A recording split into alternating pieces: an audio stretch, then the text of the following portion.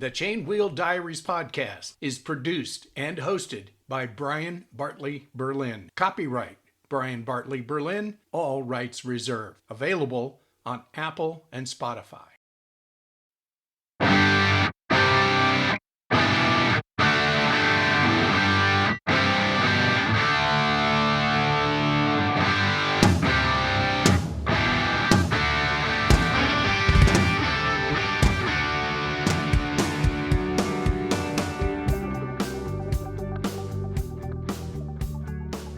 Welcome to episode 9 of the Chainwheel Diaries podcast. Stories about bike travel told by the travelers themselves. I'm your host, Brian Berlin. Today's episode features an interview with adventure cyclist Tim Tower, who has cycled thousands of miles through multiple continents and countries, including Latin America, South America, Greece, Europe, Africa, and the U.S. Tim documented his trips in journals he published on the crazyguyonabike.com website. Great reading for anyone considering long-distance bike travel. In fact, the entire site contains hundreds of bike travel journals. What I particularly enjoyed about speaking with Tim is learning about his other journey, learning Spanish and developing a love of Latin and South America and its people. And now, on to the show. Tim, welcome to the podcast. Thank you, Brian. First, tell us about yourself. Who are you? Where are you? What are you up to these days? Okay, just a summary. I was raised in South Africa, British parents. I immigrated here when I was 30, and then I met my wife here. We've been married for about 35 years. We live in Seattle, and we have been here since early 80s. So, cycling, so I started late in life. In fact, 2008 was a seminal year for me because I started learning Spanish, number one, and I started cycling longer distances. And both were due to my teenage daughter. She encouraged me in both. And I remember her coming in one morning on 2008 and said, "Dad, we've got to ride the STP." Now, not everybody would know what that stands for. It's well known in Seattle. It's Seattle to Portland bike ride, 203 miles, usually 2 days. There's some people who do it in one. I said, "Amy, you're crazy. I can't do 20 miles. How can I do 200? She said, "Dad, you can learn. Stop being so old." So she talked me into joining the Cascade Bike Club, a wonderful organization. They had 6 different groups of cyclists. I joined the slowest group, the red group. And lo and behold, I found they were nice to me. They didn't criticize my worn-out Craigslist bike, for which I paid $60. And they advised me on what other bike I might want to buy. And from then on, I trained and started commuting to work, which is 47 miles round trip. I started doing that. Did the STP, and my whole life changed. My mileage came down from 12,000 miles a year in a car down to about 5,000, and I was biking more than I was driving. And the same year, when the economy crashed, I'd been wanting to learn Spanish because I wanted to visit Latin America. And I knew 4 words. I hadn't studied in school. My boss said, "Tim, we don't have much work for you. I'm an electrical engineer, but we don't want to lose you. So I hope you don't get bored, but later this year, we've lost a few contracts.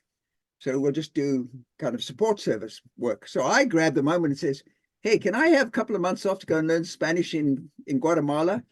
You know, my boss's response was, "Where's Guatemala?" Oh, I explained to him. He says, "Okay, do that, but just make sure you're in telephone contact with us." So my daughter hooked me up with an immersion program in Guatemala. My learning Spanish has been one of the most wonderful experiences in my life. It was just wonderful. You stay with families who don't speak any English, and the kids will often take you on as a project. You know, it's nice to have some grown-up that they can teach. Oh, I loved it. It was such a cultural thing. Anyway, I studied at quite a few schools in Guatemala and Honduras, and my Spanish started improving. So then, as soon as I retired in the end of 2013, I decided I was going to hit Latin America. So kind of first thing I did was fly to San Diego with my bike and head across the border down Baja. I was a little nervous because it had a bad reputation, but you know what? These bad reputations are exaggerated. But anyway, so that's how I got into it. And then suddenly I found this is a marvelous. I don't ever want to take another tour in a car. So anyway, I ended up finally trying slowly, surely going through Latin America, through Central America, and then through South America, and finally reaching Ushuaia, which is the southernmost town, as you probably know, in Argentina, in southernmost town in South America. I arrived there just 2 weeks before COVID broke out. Nobody knew it was coming. It was like it was hanging over us, and I just got the flight back. Instead of taking one of these overrated, in my opinion, overrated cruise ships down to Antarctica, which you can do, I decided I'd fly home. So I bought a ticket there, flew home, and then 2 weeks later, they shut down everything. So I've also done some cycling in Africa, South Africa, East Africa, cross part of the Sahara on my bike, cycled around Ethiopia, and I've done a bit in Europe. I'm not an expert at Europe, but my favorite was Greece. And I've done several trips, quite a few trips in the US, from here to Yellowstone, and several cross-country trips. So that's where I am with my cycling, and I just wish I could do it for another 10 years. One thing, I joined Adventure Cycling. Somebody referred me to Adventure Cycling, and they've been a great help. Very much. Especially, but they publish maps only for the United States. They're very good. Right. Yes. And I have a whole bunch of them. I have a stack full of them. So the first thing I thought I would do, and when the economy was slow again, it came to my rescue in 2011. I had my first trip down the northern Oregon coast. I had blogged that, and I was so nervous when I started. I can still remember wobbling down the pathway from the campground. We were camping as a family group, the mouth of the Columbia. And they all thought I was crazy. I was going to go over the Astoria Bridge, which had a terrible reputation, and then head down the coast. I didn't really know where I was going to camp. I'd heard that there were state parks.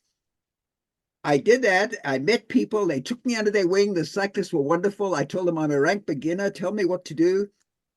And by the time I'd done several hundred miles, I was heading back over the mountains to Eugene in Oregon. I said, this is just wonderful. I can do it.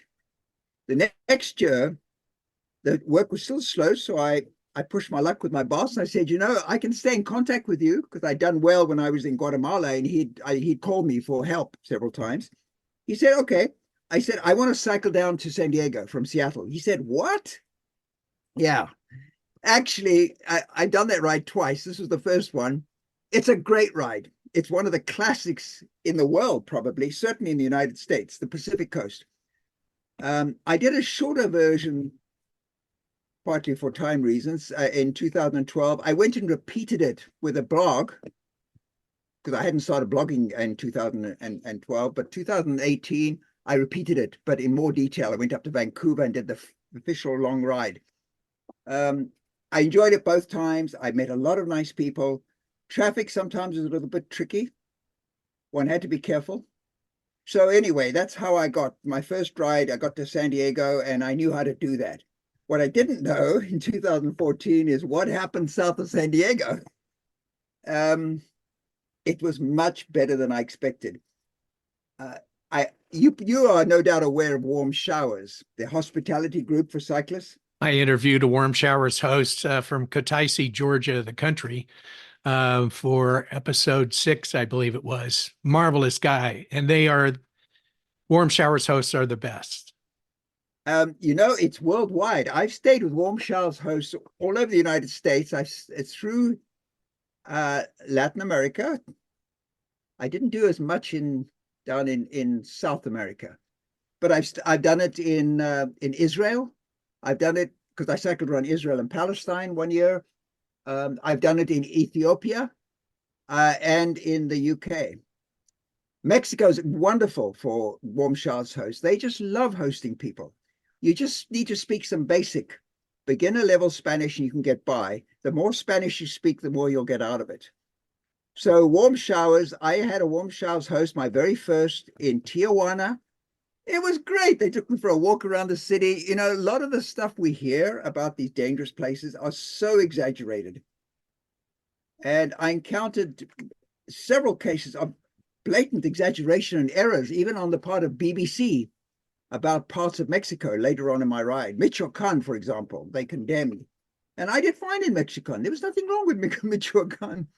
Anyway, so then I started, and on that first leg, I went down to the tip of Baja. Then I took the ferry across the Mazatlan and then worked my way up across to Michoacan to see the monarch butterfly sanctuaries, which are a wonder of the world. And I just blew my mind being up there. And the hospitality and French friendliness everywhere it just put me at ease. I didn't have any negative experiences. So anyway, after that first ride, I couldn't wait to get going again. I mean, after I came back from Michoacan after 3 months, and I thought, these people are so nice. My Spanish is improving. I love the history. I love the kids. The kids are so much better socialized than in the US. When I think about the experiences with the people, they are really what stand out in my trips in the outside the US. Now, the question about Latin America is, how much Spanish do you need? You can do the whole route without knowing anything other than donde está el baño and cuánto cuesta. And you'll get by. And more English is being learned, especially amongst by the young people. But if you're going to spend years cycling down there, which really is worthwhile, it's worth spending several months getting to advanced beginner stage, because then you'll really start to add to your Spanish. You need to have that basic training, because Spanish, I don't know what your level is, but I had none at school. I never learned it. You have to learn how to conjugate the verbs and have to learn about, the various genders, how it works. And once you get that idea, it's very logical. It's more logical than English. So I encourage people to try to find the time to go for at least a month, and maybe two, down Guatemala and Honduras are the two countries that are best value for money. Mexico is very expensive. Forget about Costa Rica. Way too expensive. And Ecuador and countries like that are too developed, really expensive. You need to stay with a family. You mustn't stay in your own apartment, and you need to avoid English-speaking people. Immersion, and you'll find your brain will get into gear. It'll say, I've got to survive. Therefore, I better start learning this. And the kids the kids love it. They love teaching you. I bet.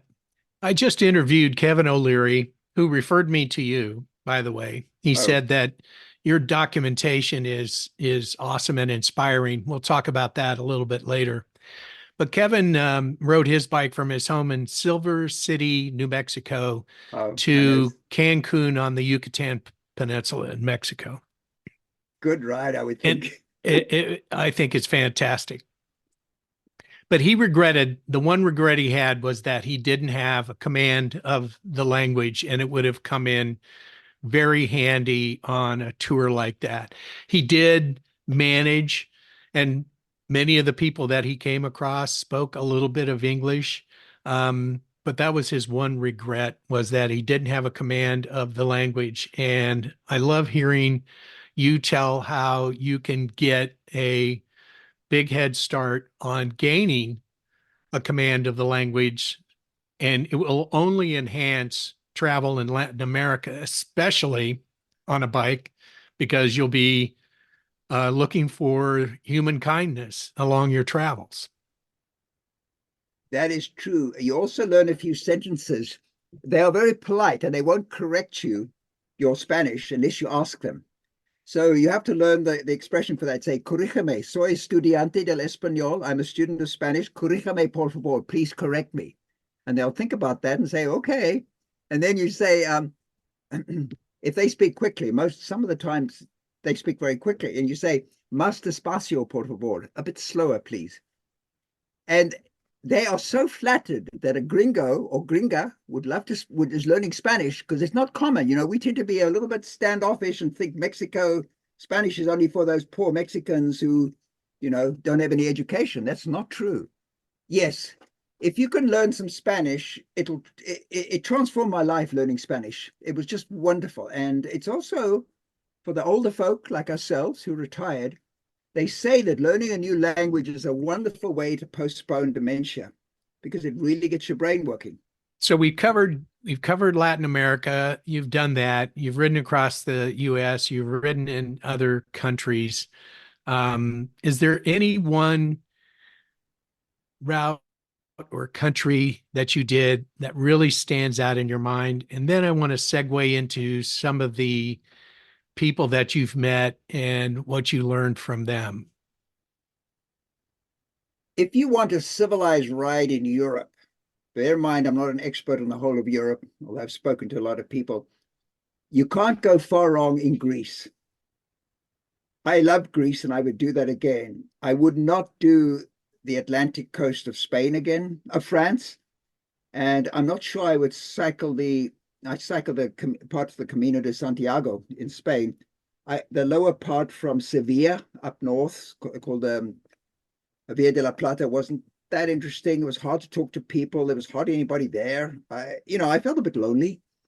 England was good. Ireland was just too crowded. So those are my thoughts. Greece is wonderful. If you go in April and May, you will get a wildflower show, which is hard to imagine. I met a group of Germans, half a dozen, with a tour guide who came there just to see the wildflowers. And accommodation in April and May, this was in 2018, was quite affordable, probably half to two-thirds the price in the US, Airbnb and Booking.com, and the same high standard. And then you've got those wonderful archaeological sites, which will, if you're halfway interested in history and how we came to be where we are today, the Peloponnesian Wars, it's a wonderful way to learn. So I would recommend Greece. You could just show up at Athens airport. You don't really have to plan a whole lot and just get yourself a guidebook. Yeah, I would recommend that. And also southwestern England, I thought was very good. Devon, Somerset, going around into Wales. Although I was going to go this past summer until I got sick. But it was really hard to find even camping accommodation at the youth hostels. It's got so crowded. It never was like that when I went through there in 2014. So maybe that's a post-pandemic problem. So that's one thought. My favorite ride of all, though, has been Latin America, especially South America. And when I keep on thinking about why, it's really the people, and then there's been some wonderfully remote scenery. And I'm not talking about single track stuff you can do with a road bike, but it's mind blowing, and you can get really far away from people if that's what you want to do. And it's nice to do that once in a while. The Andes are an amazing mountain chain. And of course, there's all kinds of flowers and animals that you can see. And Central America and Mexico were worthwhile too. I enjoyed those. Because you're riding a bike across a country, through a state, through a city, you come across people, and you've come across many, and they're very memorable to you. So let's talk about some of those interactions, because I want my listeners to understand that touring a country or region on a bicycle puts you in direct contact with people more than if you were riding through there in an automobile. So let's talk about some of those interactions that you've had, that you shared with me, which I thought were excellent. One example, I was cycling through Bolivia on my South American tour. By the way, I blogged that you can look at the date. It's 2019, 2020, South American tour. And I just come over the mountains to get back into the Altiplano, Bolivia. I was down in the lower coca growing country, which in itself was an interesting ride. But anyway, I'd gone over the peak, and it was a bit of a challenge. It was up at 15,500 feet, and you've got to be careful. You don't have a lot of energy up at that level. I was cruising down to this town of Conani. I stopped at a school just outside town because it had some very interesting murals, which were pro-environment. They were talking about protecting the environment. And while I was stopped, a teenage girl stuck her head out of the window on the second floor and said, "Hey, espera. Queremos hablar contigo," which means, wait, we want to talk to you. She assumed I spoke enough Spanish. So I said, "Sí." So her head disappeared. Very soon, 3 of them came out. Maybe safety in numbers, but they weren't afraid of me. 3 teenage girls, 17-year-old, and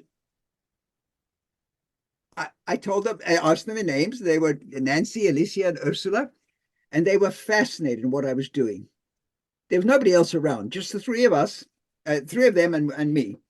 And they wanted to know where I come from. I showed them Seattle on the map. Of course, they'd never been that far. In fact, few of these had ever been outside Bolivia, or the country where I met them.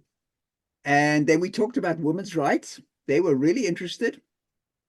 And they loved it when I said, we need more female presidents in this world because you ladies are more sensible, más sensatas. The word for sensible is sensata in Spanish. And I said, in general, men act first and think afterwards. Well, women think first and then they act. And they loved that too. I mean, they were my buddies.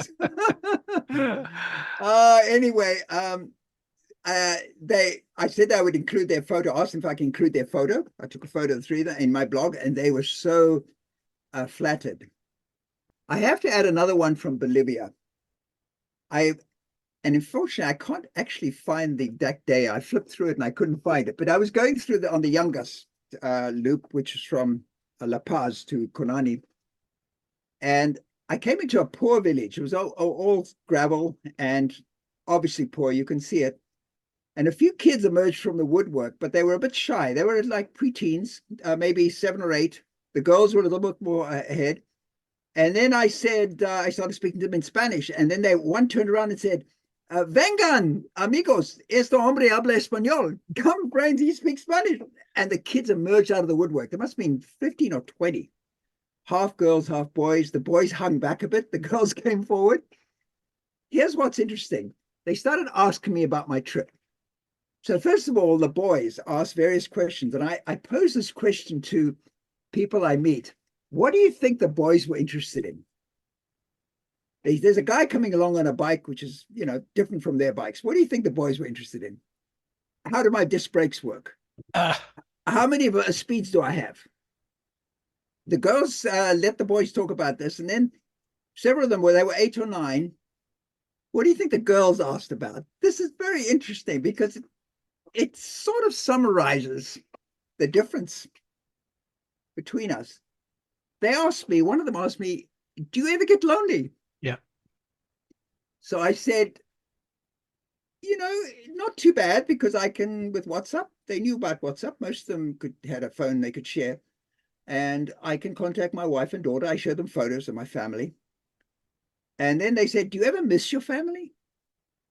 And I said, "Sometimes." And then one of them asked me, "Does your family miss you?" How could I answer that one? I don't know. It was so precious. I mean, these are preteens in a poor little village. I wish I could have spent more time with them. I wish I could have had some classes, teaching them things. I showed them photos of where I come from.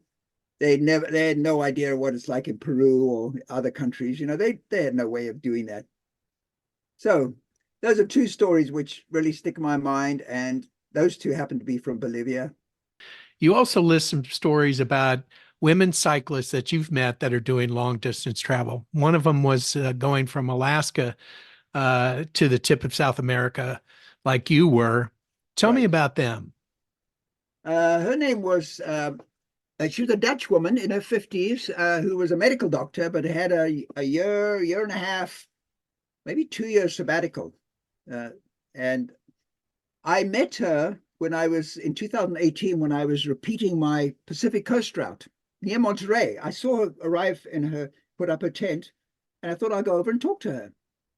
And I got to know her and said hi and found out where she was heading. We're going to South America. I thought, because at the time I wasn't doing South America. It was only the next year that I would do South America. So near Monterey. So I said, "Okay, well, really nice to meet you, Noor." She turned out to be actually an Olympic Uh, she was on the Dutch Olympic team for ice skating. She was Mm. really athletic, but she was on her own. She said she had started I think Prudhoe Bay, or might have been Fairbanks, sometime before. Several friends and girlfriends had flown out to meet her and stayed a couple of weeks and then gone back home. But she was on her own and she'd come this far. So I thought nothing more about it. And I thought, what a nice woman. And I included a photo in my blog, which is in my Pacific Coast 2018 blog. Anyway, here's the story carries on, because after I got to San Diego, it was October, and I decided I still had time to cycle around the Grand Canyon. So I rented a car, threw my bike in the back, drove to Flagstaff, and turned in the car. There was snow on the ground already, and I thought, whoa, but it's a good ride. Anyway, I started on this, and I rode to the South Grand Canyon, the main center. It's not the north. It's not the north end. It's the south end, and they have a hiker biker site. Guess who I saw there? Nora was there. And I said, Nora, how did you get here? She said, I cycled through the Mojave Desert. I said, you didn't. She said, yeah, it had been tough, but she'd cut across south of LA and come all the way through the Mojave Desert. I said, Nora, you are amazing. But the story doesn't end there, because the following year in February, I headed down to South America. And I started in Ecuador, and I started cycling south, got into Peru, one of my favorite countries to cycle in. And I was, one night, I wild camped high up. I was over 14,000 feet with spectacular views. I was getting up in the morning, and I happened to look up on the road, and I saw two cyclists going by. I thought, well, that's interesting. I hadn't seen cyclists for a long time.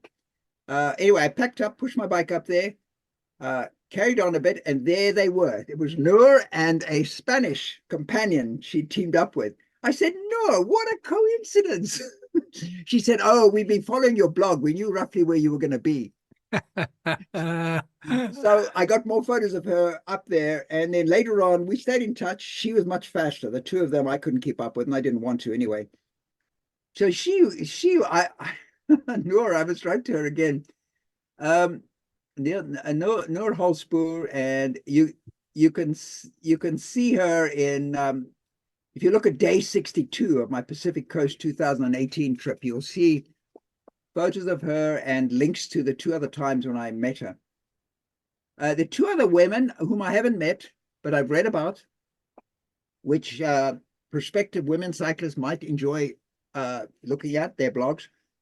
The Bike Ramble by Fredrika Ek from Sweden.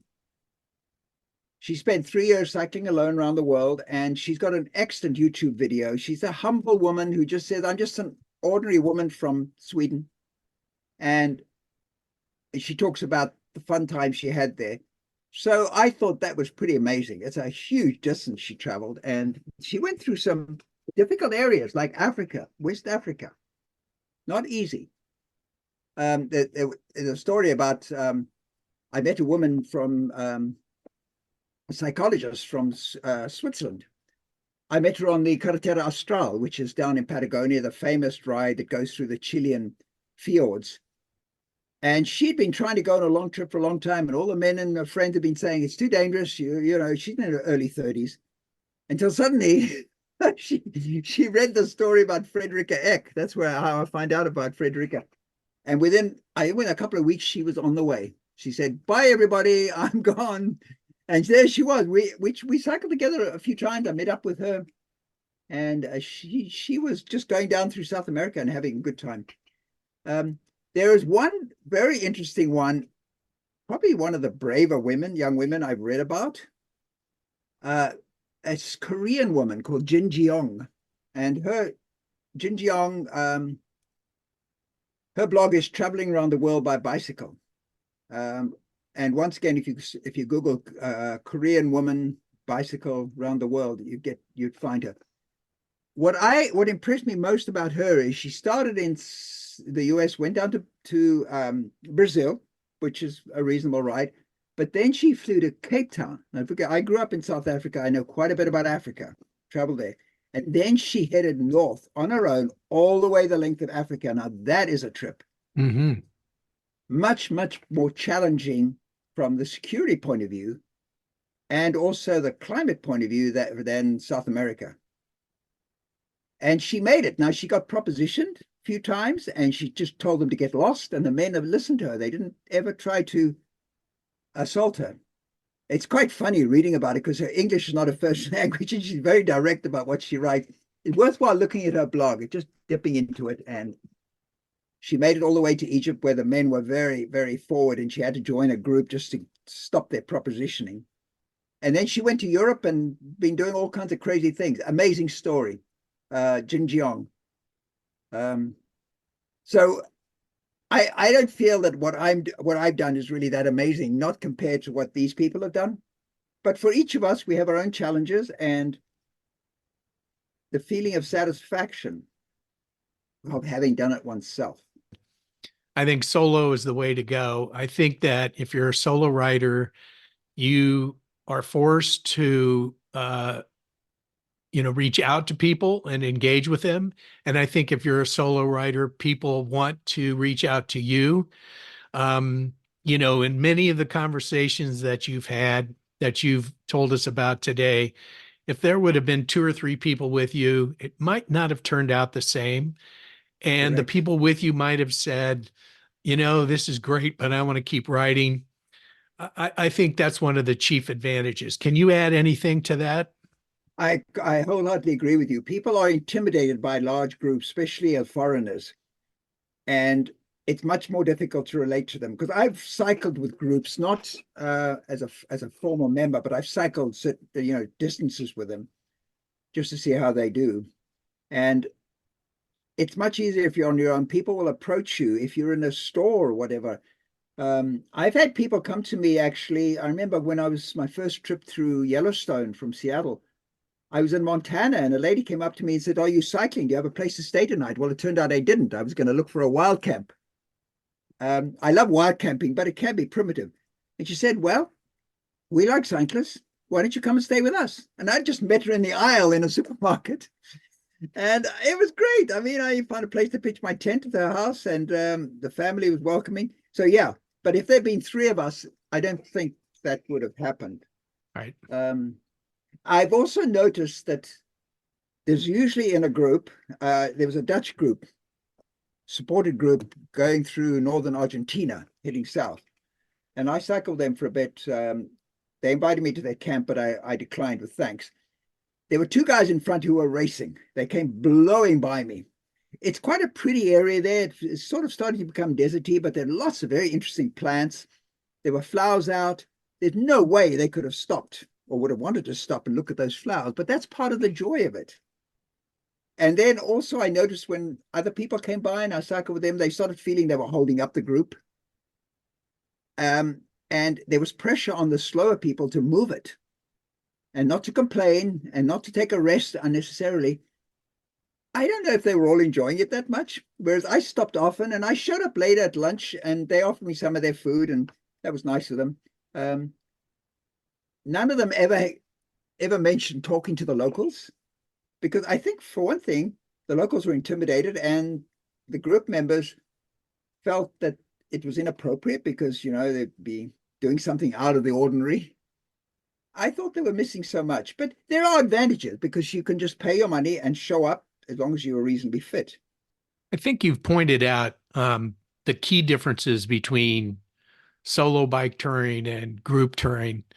Um, you're 100% right about solo touring is at your own pace and stop where you want. As I mentioned, I just interviewed Kevin O'Leary, another bike traveler, and he would not ride the entire day. Many times he would start early in the morning and get to the town he planned on visiting in the early afternoon, get settled in a hotel, and then go out and visit museums and local places in the town he was staying instead of, burning rubber um, until dusk into another town. And I think that's marvelous. That's a great way to look at it. There is no real timetable unless you enforce one upon yourself. I want to put a plug in for your journals on Crazy Guy on a Bike. That's all one word, no spaces, crazyguyonabike.com. Just in the search bar, look for Tim Tower, Tower. The level of detail in your blogs is awesome. So as we near the end of this conversation, Tim, if you don't mind me saying so, you've experienced some health issues, and I think this has maybe hindered some of your plans to continue to do long distance cycling. So, what are your plans now? Well, Brian, it's been very nice talking to you about this, and thank you for all your effort. Yeah, and contributions, because you've had lots of experience too. Yeah, it's hard. I really miss the people of Latin America. But with my first Spanish teacher, who lives in Honduras, she's like a sister to me. I've known her since 2008, and we talk every Sunday. I've been sponsoring through her. She supervises sending some of the poor shortly Mayan girls who don't get to go to high school, trying to get them into the local high school. And the amount of money is not large. There's a lot of opposition from parents. Dads often don't think it's appropriate, which is so sad. But we've been trying to sponsor girls, and we're going to expand the program. We just got one girl now who's just loving being in high school. Previously, she didn't have the wherewithal. So that's given me a new interest. I wish I could go there more often. Going to Honduras is okay if you're well, but I have a liver problem, and now I've just got this fungal infection through an accident in the hospital, which has laid me low for almost a year now. I'm hoping to recover from that and then go back there. And I love the kids there. The kids are great. I really like to promote young women. So it helped me appreciate how well off I've been in my life. So that's something to do. And yeah, we'll take it from there. Just got to get a bit better and then head down. And I think my long distance touring is over, because you need to be physically well enough to do it like on a camping trip or backpacking trip. You need to be in that kind of fitness. You don't need to be able to do 50 to 100 miles a day, as long as you can just do 20 to 30 miles with a loaded bike, and it takes time to build up to that. But as long as you can do that, you'll get fit on the ride. You probably notice you don't have to start off being super fit. You just build up slowly, and you will get better and better. And after 2 weeks, your butt will stop hurting, and you'll just feel better. So I'm hoping that other people can do it, do rides. I'd really like to encourage them. And if anybody wants to email me, they can just use the guest book on my blogs, and I'd be happy to help them with whatever. And Tim, in your blog, I picked a phrase that you used. You said, "I prefer experiences to possessions." I want to close on that. What you're doing in Honduras, very admirable. And I would like us to keep in touch. I want to understand your progress with that, and, share, some of the experiences you're having with that. But this has been a true joy speaking with you today, and I really appreciate you coming on the show. Thank you, Brian.